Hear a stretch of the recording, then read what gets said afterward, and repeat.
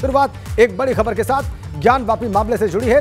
स्वामी अविमुक्तेश्वरानंद की याचिका खारिज हो गई है। शिवलिंग की नियमित पूजा को लिए उन्होंने याचिका दायर की थी। जज महेंद्र प्रसाद पांडे ने उनकी याचिका खारिज कर दी है। यह बड़ी खबर। अनशन पर भी बैठे थे, बाद में उन्होंने शंकराचार्य स्वरूपानंद सरस्वती के कहने पर अपना अनशन वापस लिया था।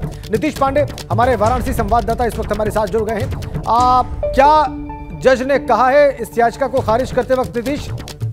राजेंद्र जी, अभी तक जो सामने जो चीजें आई है उसमें साफ तौर पर यह कहा गया है कि जिस तरह से अभी मामले की सुनवाई एक विषय पर फोकस करके हो रही है, विषय उस पर ही फोकस रहने दिया जाए।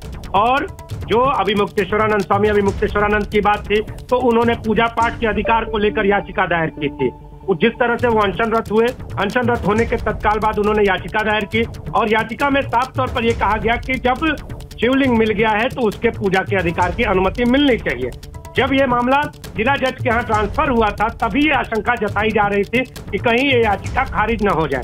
लेकिन आपको बता दूं कि आज इस पर सुनवाई हुई और सुनवाई होने के साथ ही अब इस याचिका को खारिज कर दिया गया है। अब देखना ये होगा कि क्या खारिज याचिका के संदर्भ में अब कोई आगे फैसला लिया जाता है। क्या स्वामी अविमुक्तेश्वरानंद अब आगे हाईकोर्ट में अपील करते हैं इसे लेकर, ये देखने वाली बात होगी। राजेंद्र जी, उनके पास लीगल ऑप्शन क्या बचते हैं नीतीश, ये देखने वाली बात होगी। बिल्कुल, बहुत बहुत धन्यवाद आपका इस अपडेट के लिए।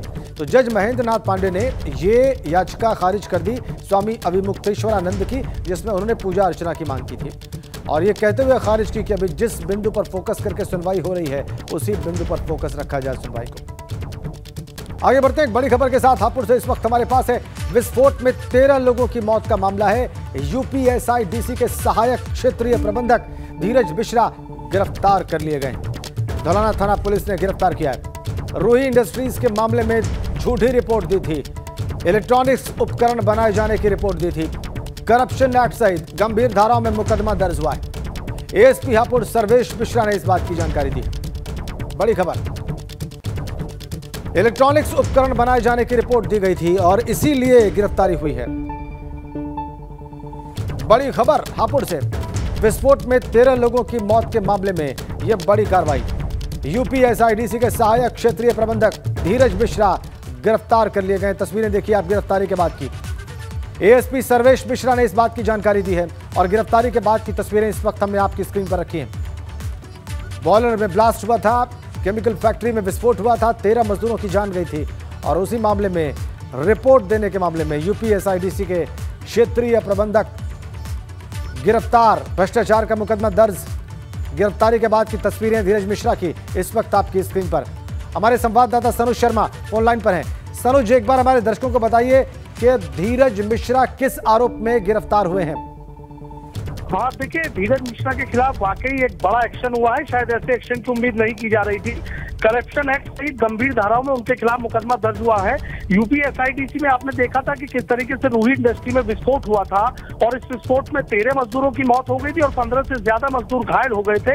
इस मामले में डीएम ने एक जांच कमेटी गठित करी और जांच कमेटी ने जब अपनी जांच की तो उसमें तस्वीर निकल कर सामने आई कि यूपीएसआईडीसी के जो सहायक क्षेत्राधिकारी हैं धीरज मिश्रा, इन्होंने झूठी रिपोर्ट दी थी और उन्होंने जो रिपोर्ट दी थी उसमें सीधा ये हवाला दिया था कि वहां पर इस रूही इंडस्ट्री में इलेक्ट्रॉनिक्स उपकरण ही बनाए जा रहे हैं, जबकि वहां पर मौत का सामान बन रहा था। आपने देखा किस तरीके से भयंकर भीषण विस्फोट हुआ, 13 मजदूरों की मौत हो गई। इस मामले में यूपीएसआईडीसी के सहायक क्षेत्रीय प्रबंधक है धीरज मिश्रा, इनको गिरफ्तार कर लिया गया है। गंभीर धाराओं में मुकदमा दर्ज कर लिया गया है। आप सोचिए कि इन्होंने आखिर झूठी रिपोर्ट लगाने की वजह क्या थी। ये मौके पर गए थे, इंस्पेक्शन इन्होंने किया था और बावजूद इसके झूठी रिपोर्ट दे दी। सारी चीजों को देखकर भी अनदेखा कर दिया और आप खुद सोच सकते हैं कि अनदेखा करने के पीछे की वजह क्या रही होगी। जब भ्रष्टाचार की चाशनी में डूबी कलम जब अपनी कुछ लिखेगी तो वो हमेशा गलत लिखेगी और उस मामले में भी ऐसा ही लिखा गया और इसी लापरवाही की वजह से 13 लोगों की मौत हो गई है। इस मामले में जल्दी कई और लोगों की भी गिरफ्तारी हो सकती है। जल्दी आपने देखा कि अभी इस मामले में जो दिलशाद था और वसीम, जो इसके फैक्ट्री मालिक और किराए पर लेकर फैक्ट्री चलाने की बात निकलकर सामने आ रही थी, 24 घंटे के भीतर इन 2 लोगों को गिरफ्तार कर लिया गया था और उसके बाद बाद ये यूपी एसआईटीसी के सहायक क्षेत्रीय प्रबंधक धीरज मिश्रा की गिरफ्तारी ये बताने के लिए काफी है कि जिन जिन अफसरों ने और जिन जिन विभागों ने लापरवाही बरती, इस बार उनकी जिम्मेदारी तय होगी, जवाबदेही तय होगी, मुकदमे दर्ज होंगे, गिरफ्तारियां भी होंगी। तो कहीं ना कहीं धीरज मिश्रा की गिरफ्तारी इसकी एक वानगी है। इस मामले में उनसे पूछताछ में भी कई अहम सुराग निकलकर सामने आए हैं और जब जांच की गई तो ये भी जांच तस्वीर निकलकर सामने आई है कि यूपी एसआईटीसी में करीब 400 से ज्यादा फैक्ट्रियां हैं। ज्यादातर फैक्ट्रियों पर एनओसी नहीं है। अफसर आते हैं, जांच करते हैं, चले जाते हैं, झूठी रिपोर्ट लगाते हैं और जो झूठी रिपोर्ट लगी है उस मामले में ही ये धीरज मिश्रा की गिरफ्तारी हुई है। उनसे पूछताछ में भी कई अहम सुराग हाथ लगे हैं और हमारी जो एएसपी हापुड़ सर्वेश मिश्रा, उनसे हमारी बात हुई थी, उन्होंने तमाम जानकारियां दी है कि जो धीरज मिश्रा है इनको किस आरोप में गिरफ्तार किया गया है, जो करप्शन है उसका भी मुकदमा दर्ज किया गया है इस मामले में और जल्दी कई और गिरफ्तारियां भी हो सकती है और धीरज मिश्रा से कई जो अहम सुराग है वो भी हाथ लगे हैं। देखिए, इस बात से इनकार नहीं किया जा सकता कि जब किसी फैक्ट्री को रन किया जाता है तो उसमें विभाग है, इसकी भी कहीं ना कहीं बिल्कुल और भी कई डिपार्टमेंट्स का इन्वॉल्वमेंट हो सकता है और ये सब जांच का विषय है। आप कह रहे हैं और गिरफ्तारियां भी हो सकती हैं और एक्शन भी आगे हो सकता है। खबर नोएडा से, अवैध फार्म हाउस से जुड़ी खबर है नोएडा से, इस बारे में आपको अपडेट करेंगे हम। प्राधिकरण का बुलडोजर चला है। सेक्टर 135 में ग्रीन ब्यूटी बने फार्म हाउस पर कार्रवाई हुई है। डूब क्षेत्र में अवैध तरीके से यह फार्म हाउस बना था, कार्रवाई हुई है, बुलडोजर चला है। तस्वीरें देख लीजिए आप नोएडा में, डूब का क्षेत्र है और अवैध तरीके से यहाँ पर फार्म हाउस बनाया गया था और अब यहाँ पर बुलडोजर चला है। ये बड़ी खबर नोएडा से, सेक्टर 135 का मामला, अवैध फार्म हाउस पर प्राधिकरण का बुलडोजर चला है। जरा तस्वीरें देखिए, ग्रीन ब्यूटी फार्म हाउस पर बुलडोजर चला है। डूब क्षेत्र में यह फार्म हाउस बना दिया गया और इसीलिए अवैध निर्माण था और इस पर कार्रवाई की गई है प्राधिकरण के द्वारा, बुलडोजर चलाया गया है।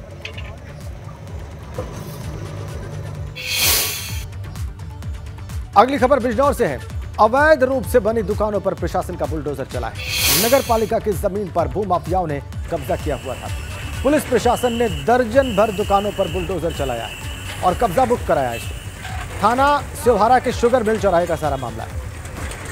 एक्सक्लूसिव तस्वीरें, अवैध निर्माण पर प्रशासन का बुलडोजर चला है, जैसा कि आप देख पा रहे हैं। नगर पालिका की जमीन पर भूमाफिया ने कब्जा करके रखा था और इसे मुक्त कराया गया है। अवैध निर्माण पर प्रशासन का बुलडोजर चला है। अगली बड़ी खबर मुजफ्फरनगर से है। पेपर मिल में भीषण आग लगने की खबर आ रही है। आग से लाखों रुपए के नुकसान की खबर है। सिद्धिबली पेपर मिल में भीषण आग लगी हुई है और इस आग पर काबू पाने की कोशिशें जारी हैं। बड़ी खबर, तस्वीरें देख लीजिए आप, मुजफ्फरनगर की एक्सक्लूसिव तस्वीरें। पेपर मिल में आग से लाखों के नुकसान की खबर, जैसा कि आप देख पा रहे हैं, धू धू करके जलती हुई है पेपर मिल और लाखों के नुकसान की आशंका इसमें। सिद्धिबली में है पेपर मिल मुजफ्फरनगर के, जहां पर भीषण आग लगी आप देख पा रहे हैं और लाखों का नुकसान बताया जा रहा है इस अग्निकांड की वजह से। भीषण आग बिल्कुल साफ जाहिर है, धू धू करके जलती है पेपर मिल। तापमान इस वक्त बहुत ज्यादा, जरा से चिंगारी काफी है और यही हुआ यहां पर मुजफ्फरनगर में। सिद्धिबली पेपर मिल में भीषण आग, लाखों का नुकसान और इस अग्निकांड की तस्वीरें इस वक्त आप देख रहे हैं।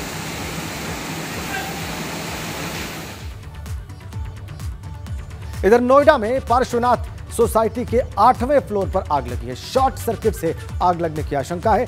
दमकल ने इस आग पर काबू पा लिया है। सेक्टर 93 के थाना फेज 2 इलाके का सारा मामला है। सेक्टर 93 स्थित पार्श्वनाथ सोसाइटी के 8वें फ्लोर पर भीषण आग लगी। शॉर्ट सर्किट इसकी वजह बताई जा रही है। किसी जनहानि की सूचना नहीं है, ये राहत की बात है। दमकल विभाग की गाड़ी ने मौके पर जाकर इस आग को काबू कर लिया। थाना फेज 2 क्षेत्र का मामला है। नोएडा की तस्वीरें आप देखिए, शॉर्ट सर्किट से यह आग लगी, इसे काबू कर लिया गया है। कोई जनहानि नहीं हुई है, यह राहत की बात। पार्श्वनाथ सोसाइटी के 8वें फ्लोर पर आग लगी, देख रहे हैं आप। समाजवादी पार्टी गठबंधन से अलग होगा महान दल, बड़ी खबर। महान दल के अध्यक्ष केशवदेव मौर्य ने फैसला ले लिया है। सपा गठबंधन से अलग होने का फैसला ले लिया है केशवदेव मौर्य ने।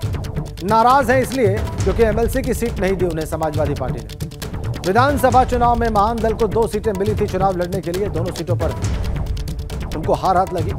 समाजवादी पार्टी गठबंधन के तौर पर उन्हें 2 सीटें चुनाव लड़ने के लिए मिली। विधानसभा की सीटें थी फर्रुखाबाद सदर और बदायूं की बिल सीट। सपा के सिंबल पर भी महान दल के 2 प्रत्याशी चुनाव लड़े थे।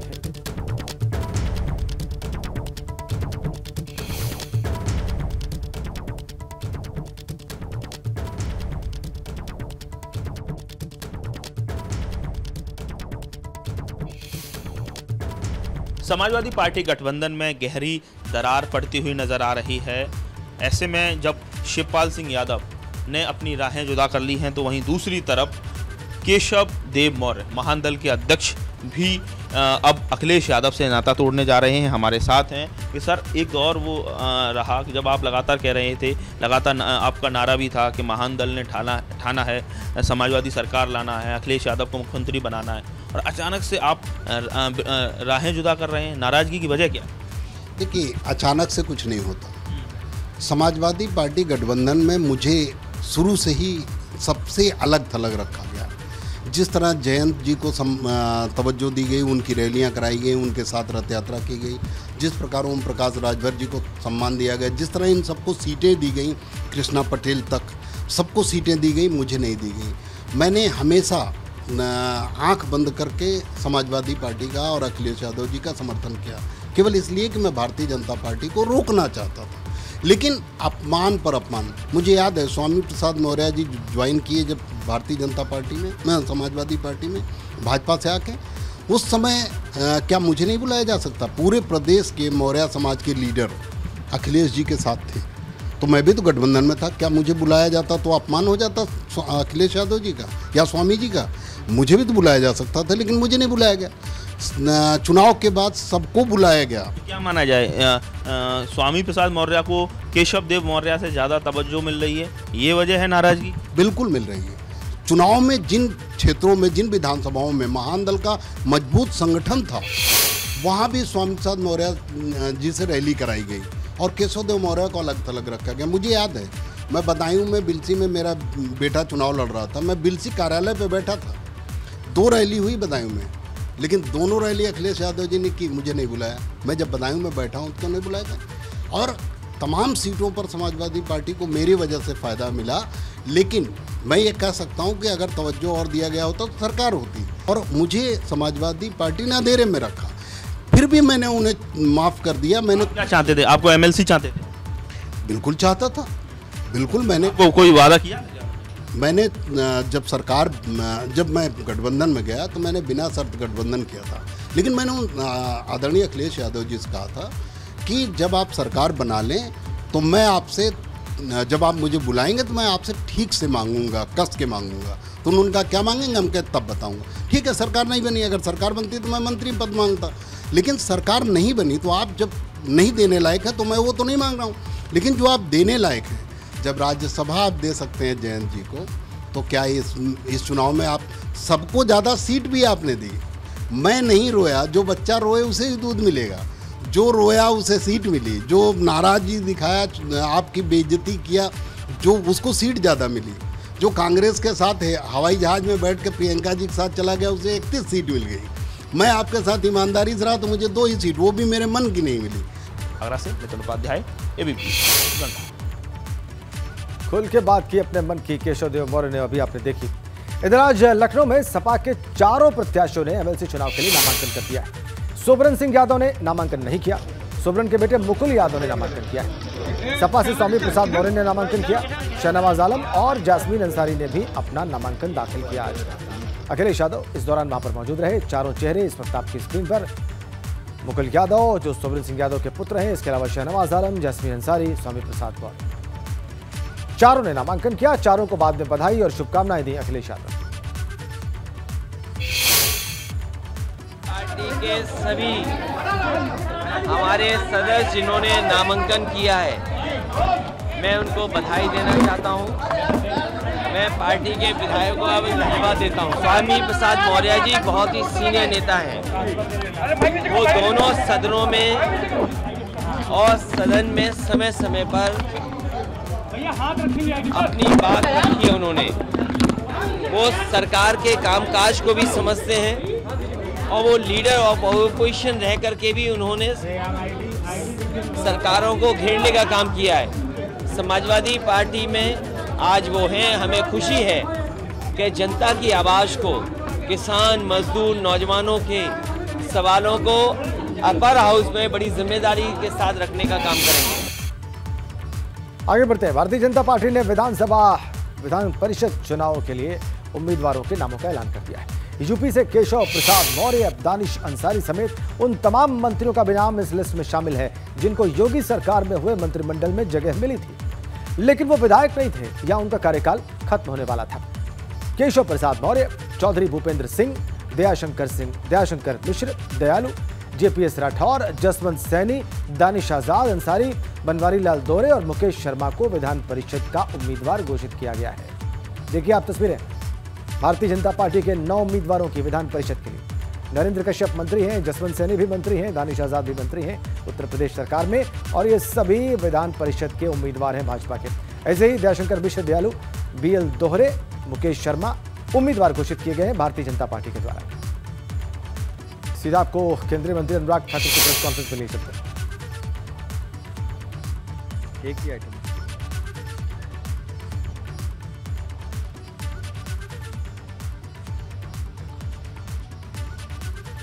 हाँ ले सकते हैं question. Thank you, sir. We will now take some questions. Okay, 91.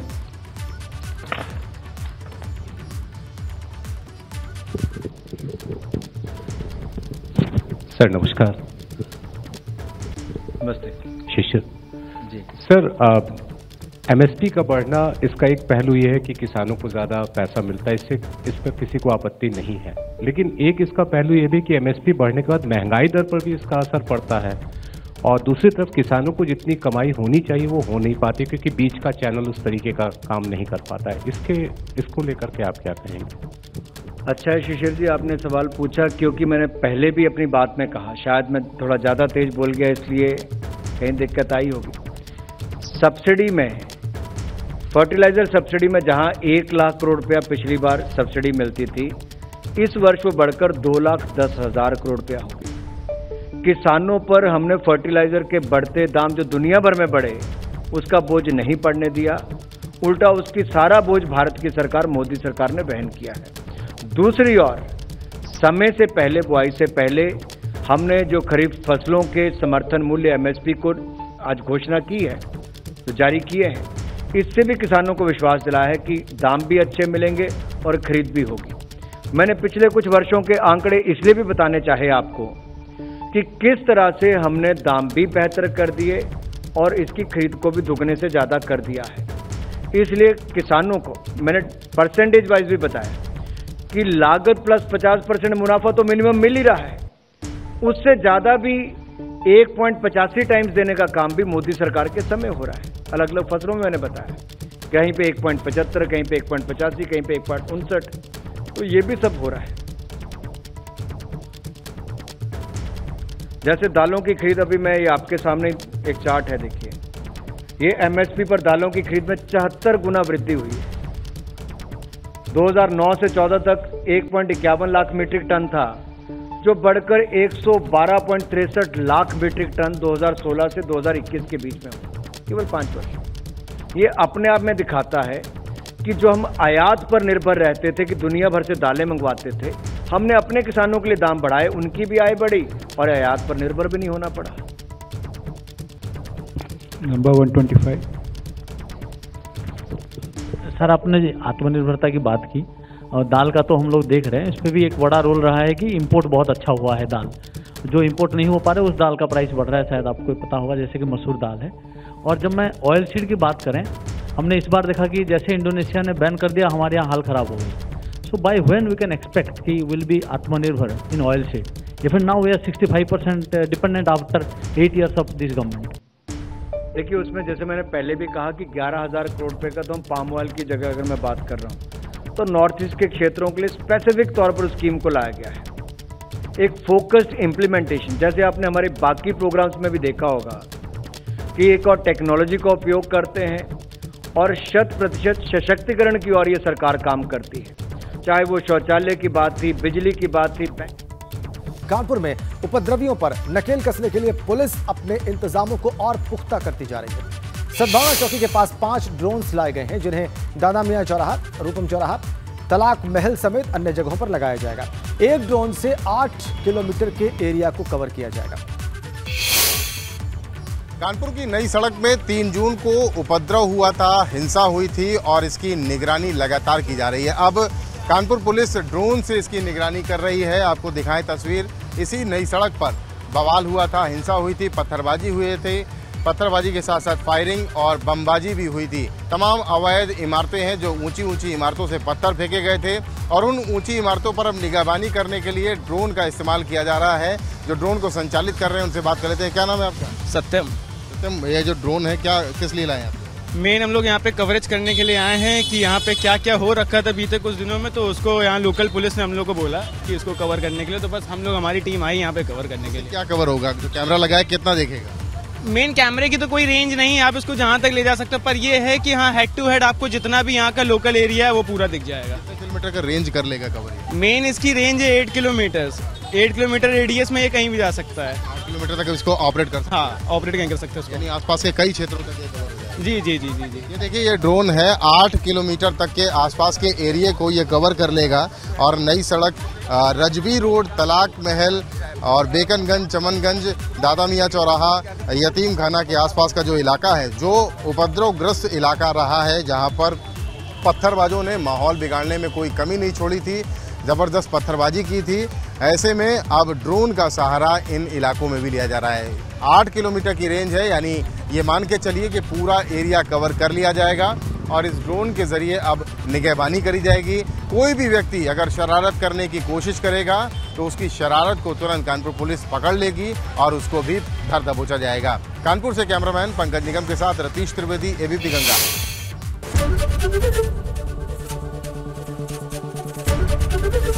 ABP Ganga, खबर आपकी, जुबान आपकी।